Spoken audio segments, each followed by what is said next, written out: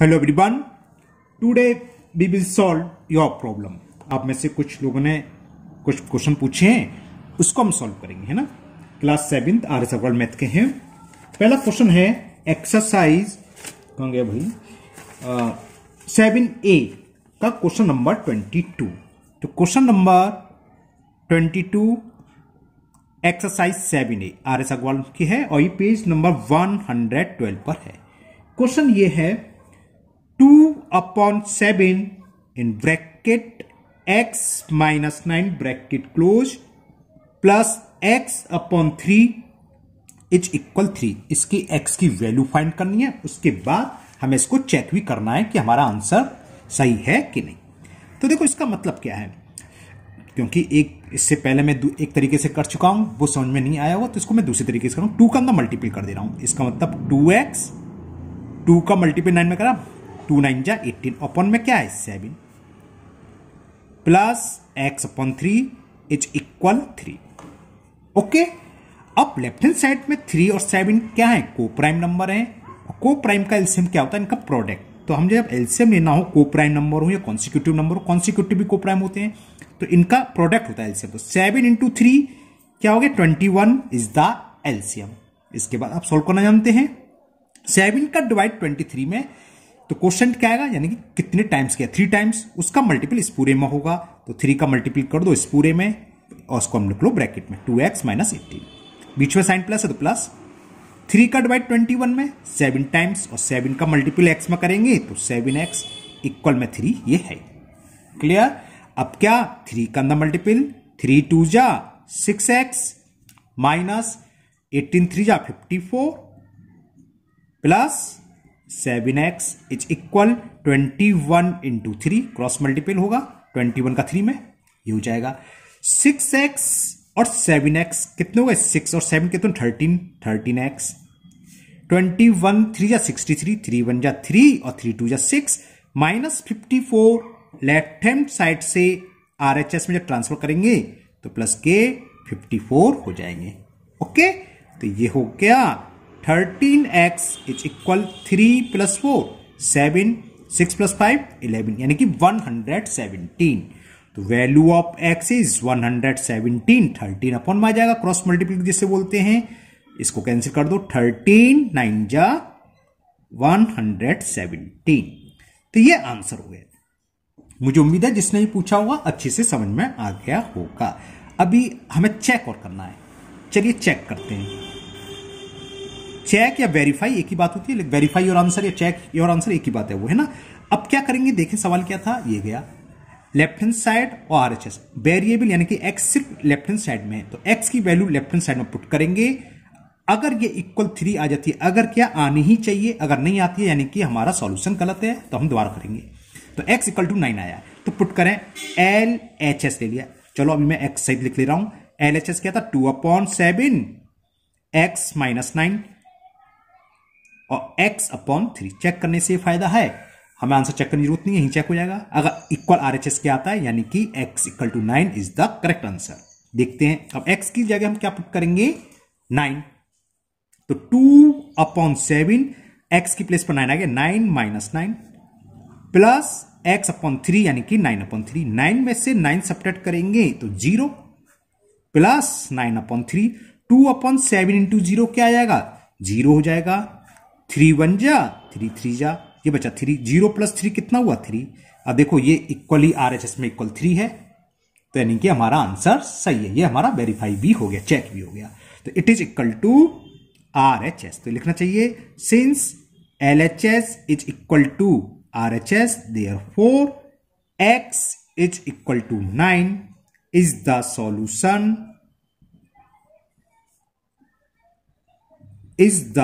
solution of given equation।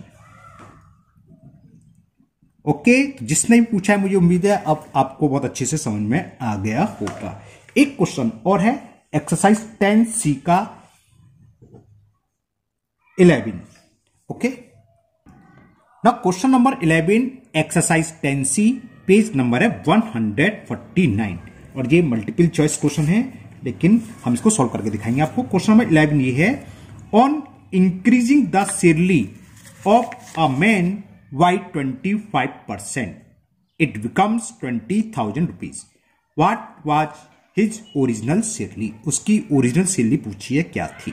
तो देखो मान लेते हैं question number 11, let his original salary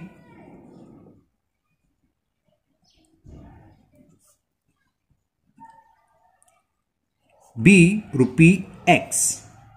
okay अभी 25% इंक्रीज हो रही है, तो 25% कितनी होगी, एक्स 25 निकाल लें, तो 25% of x is 25 into x upon 100। Formula 25% x का 25 इंटू एक्स अपॉन 100, 25 से 100 4 टाइम्स कैंसिल, तो इतनी इंक्रीज हो गई।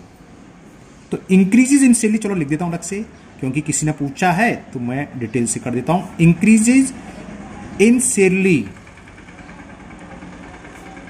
X upon 4 rupees. पहले ओरिजिनल सैलरी एक्स थी, बढ़ गई इतनी, तो न्यू सैलरी कितनी हो गई, मान लो पहले अगर 100 रुपीज थी, 10 रुपीज बढ़ गई, तो 100 प्लस 10 ऐसे तो हुआ। पहले थी एक्स, इतनी बढ़ गई, तो न्यू सैलरी क्या हुई, ये प्लस ये। तो न्यू सैलरी इज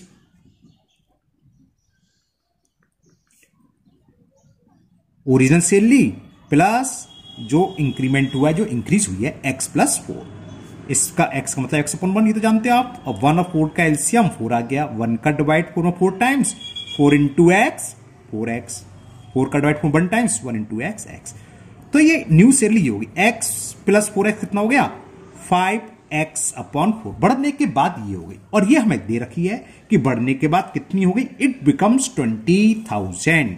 यानी कि अकॉर्डिंग टू क्वेश्चन जो बढ़कर हुई है 5x अपॉन 4, वो कितनी हो गई है, 20,000।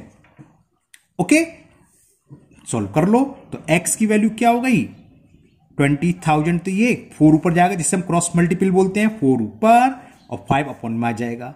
5 से 24 टाइम्स कैंसिल, 1 2 3 3 0, 4 4 जा 16, एक्स आ गया। एक्स क्या थी, ओरिजिनल सैलरी, तो ओरिजिनल सैलरी 16,000।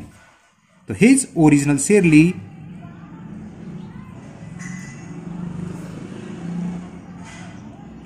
इज ₹16,000।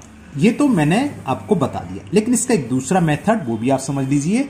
अगर किसी का समझ में नहीं आया, एमसीक्यू है, तो मैंने दूसरे मेथड से ही करा होगा, वो थोड़ा शॉर्ट मेथड होता है। देखो होता क्या है, या तो इंक्रीज होगी या डिक्रीज होगी, दो चीज होंगी, या तो कॉस्ट बढ़ेगी या कॉस्ट कम होगी, है ना।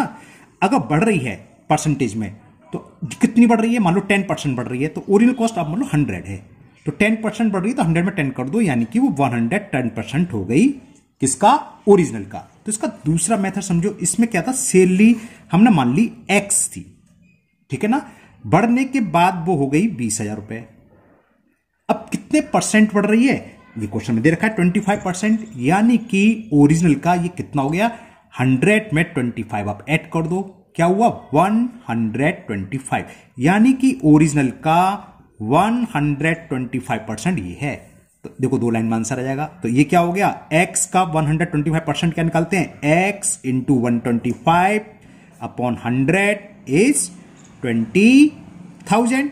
तो x की वैल्यू निकालनी है, तो x निकाल लो, 20,000 इंटू 100 अपॉन 125, इतने में ही हो गई क्वेश्चन।